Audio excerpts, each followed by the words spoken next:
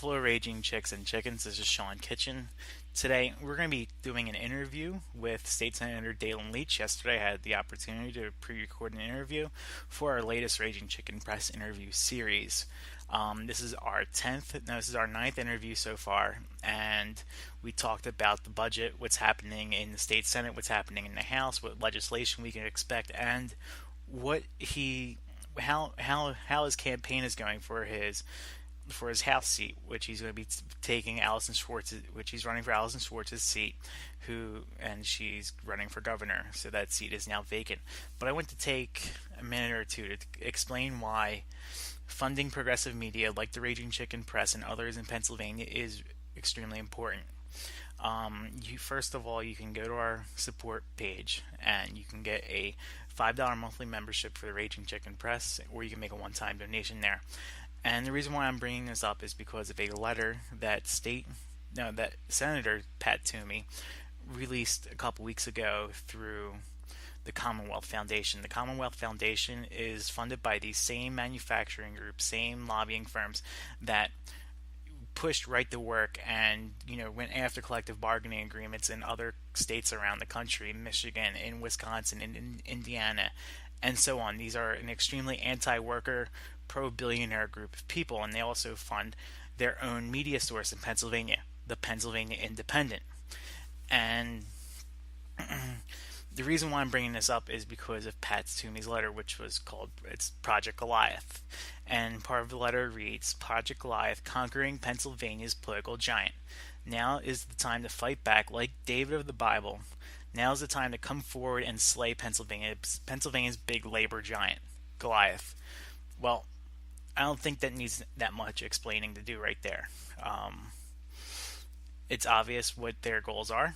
We've been seeing this for the past few months, especially with Jen Stefano from Americans for Prosperity, calling out Republicans in the southeastern part of the state who tend to be more moderate.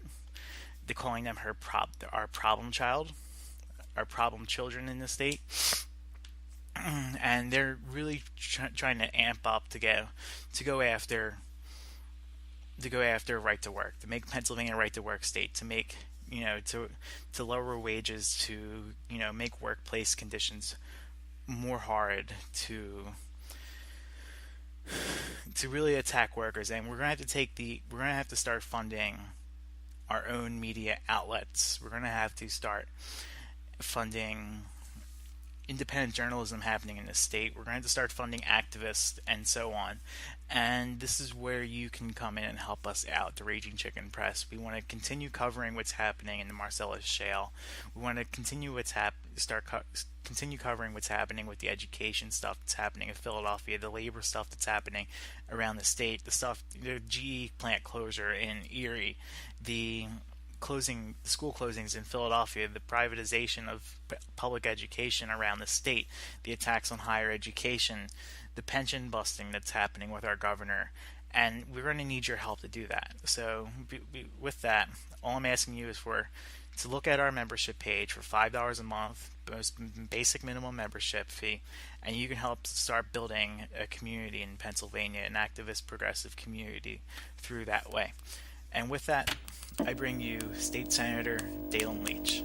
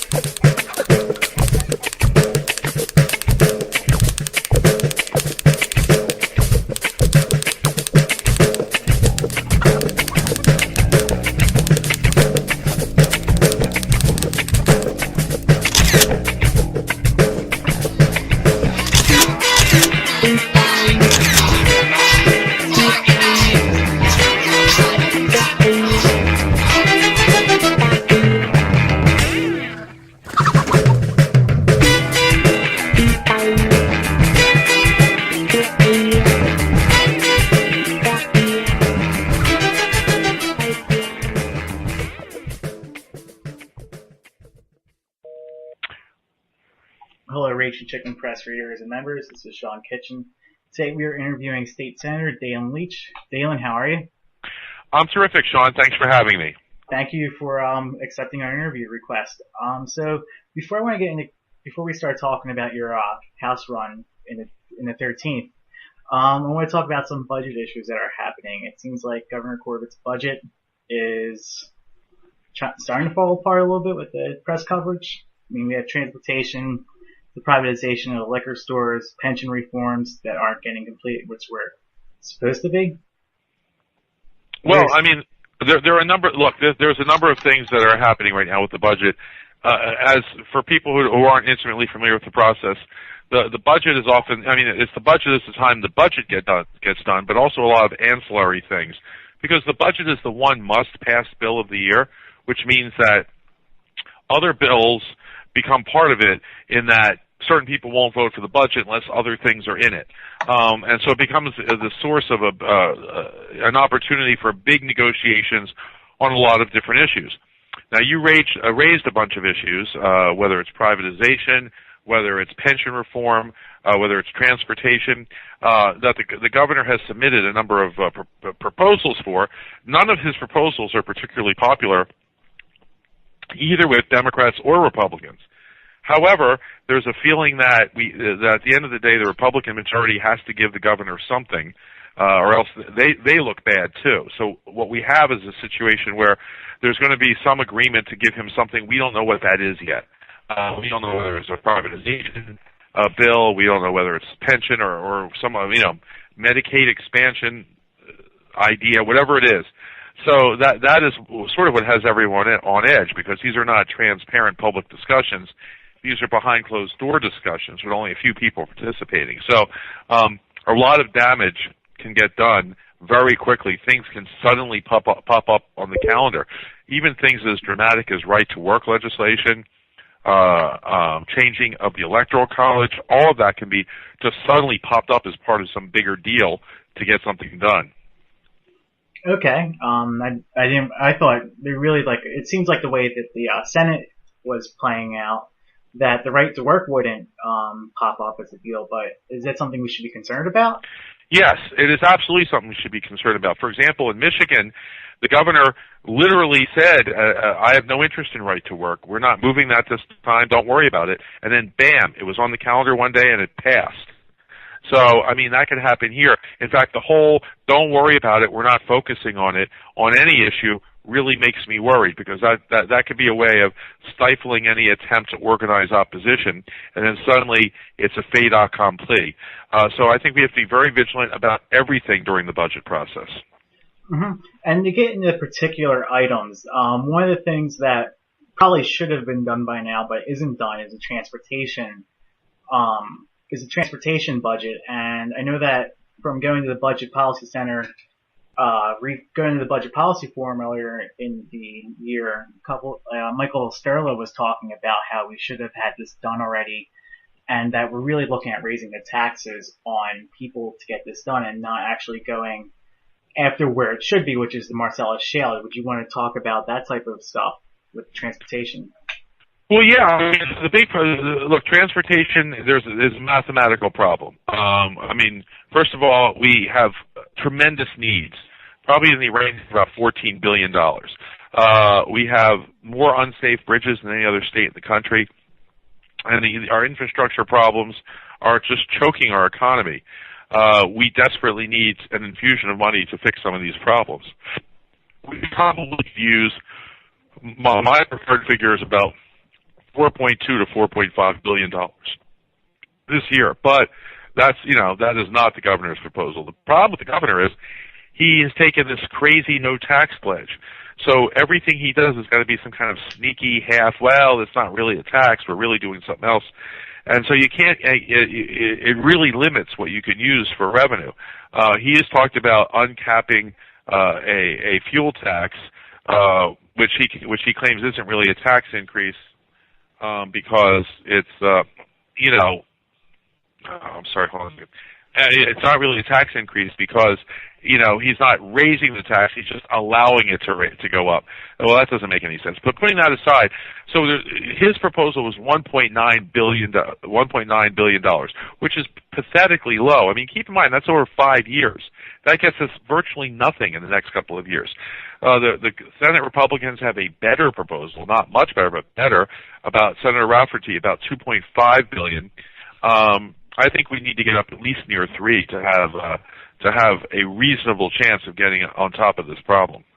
And if we don't fix our roads, or take this transportation budget seriously, how would this have negative impacts on, especially, I know, like, businesses and people have to pay for utilities like trash hauling services, and if a bridge is out, you're going to have to pay more money because that truck has to get rerouted. Are we going to be possibly seeing that in a lot of rural areas? Oh yeah, all kinds of things. I mean, keep in mind, our economy is dependent on a couple things.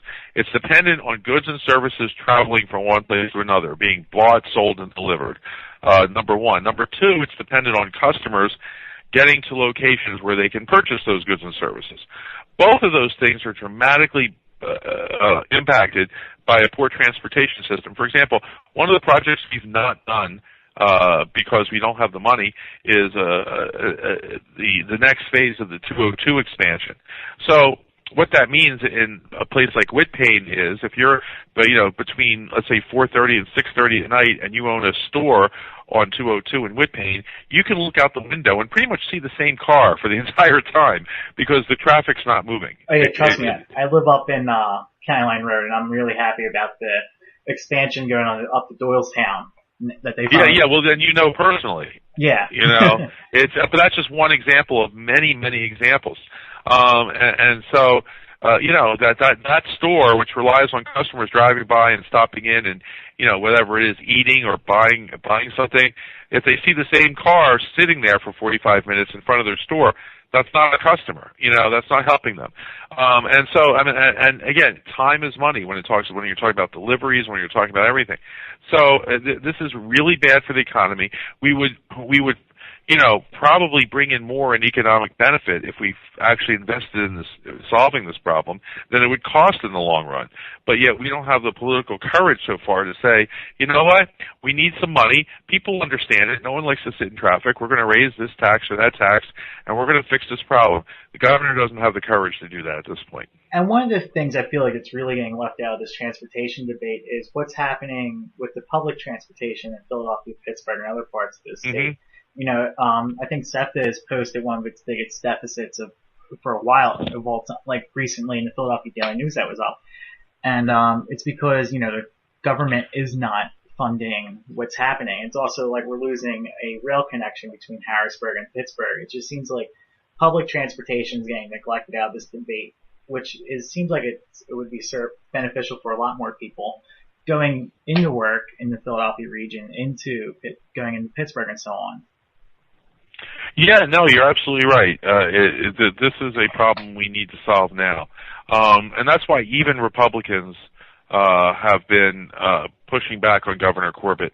But again, he has a it's not a problem-solving agenda, it's sort of an ideological agenda. And so, we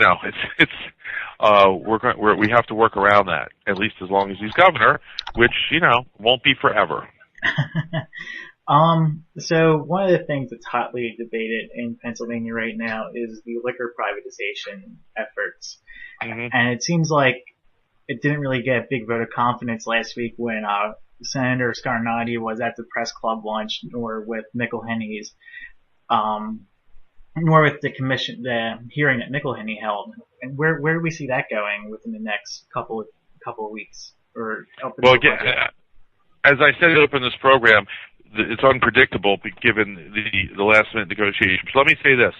The big problem we have is that liquor brings in there's two big problems. Number one, the state starts bringing out $500 million in revenue over and above what we would get by taxing the sale of liquor that was sold privately. Now, no one who is supporting the privatization of the liquor stores has explained where that $500 million is going to come from. they all would have, I mean, virtually all of them, including the governor, are like, well, I certainly wouldn't pay the tax anymore. We wouldn't get it through new tax revenues. So the only other place it would come from is more cuts in funding to education, more cuts in funding to the safety net. That's unacceptable to me. That's problem number one. Problem number two, of course, is we're talking about tens of thousands of good unionized jobs with benefits, where if this was lost, they would be replaced largely by non-union workers who didn't have benefits and worked for a whole lot less money. That's not good for our economy. That's not good for the workers involved. What we can do is modernize the state store system so you can have more access and you can have more variety and you can have better prices or whatever it is, but without losing all of the revenue and without losing all of those jobs. So that is what we're fighting for here. The governor has made this one of his top priorities, not surprisingly. Where is it going? There was a bill that passed the House. I think I'm as of now, don't think it will pass the Senate, but I do worry that, we saw a lot of House members fold and cave when they were threatened with whatever from Governor Corbett or promised whatever. And I'm just hoping the senators show a little more, testicular fortitude. So last topic that's been that the budget's hinging on is pension reform. It seems like the governor is going to be crawling out of his office tomorrow and be giving a press conference on that issue. So I know the governor wants to go after the defined benefits plan for all employees, and then the other proposals are going after employees who are new to the system. Well, I mean, there are real constitutional problems with the idea that we're going to change the conditions of the existing employees' pensions, because those are contractual obligations. The employees took their job based on the promise that this was their pension system. You can't change that, and I don't know anyone who seriously believes that the courts would allow that. So they were bargained for through the negotiations process. They were bargained, yes. There's a contract signed and saying this is what you're going to get. I mean, how can you back out of a contract once the employee's already done the work? That's number one. Number two, the additional big problem is just when you switch from defined benefits, which we have now, to defined contribution for future workers only, because that's the only thing that would be constitutional.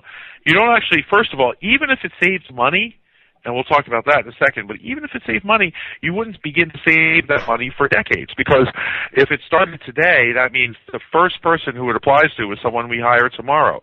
But of course, someone we hire tomorrow is probably not actually going to retire for 30 or 40 years, which means that, they're not going to start collecting a reduced payment for several decades.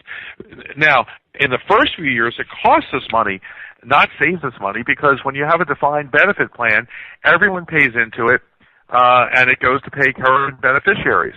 Under a defined contribution plan, it does not go to pay current beneficiaries. It goes to a separate account just for that person, which means there is no money left to pay current beneficiaries, but they still have to be paid. So you have to come up with hundreds of millions of dollars somehow, and which is why a couple of other states went from defined benefit to defined contribution and then repealed that and went back because they're like, we just can't afford it. I mean, but again, this is not a fiscal position that the governor has taken. This is an ideological position. He doesn't like the idea of people getting pensions, but and certainly not, the lower the better from his perspective.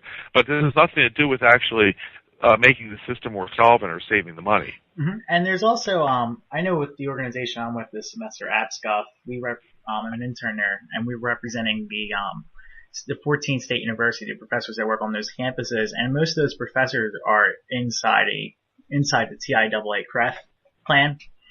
And it seems like one of the bigger concerns coming from hearing from people is that if you go to a defined contribution plan, you're going to actually go into this, you're going to take away this CREF plan that is really good for educators, not just in the state system of higher ed, but Penn State and other community colleges and high schools around the state. So it seems like it's a back end of way going after education too, from our end of things.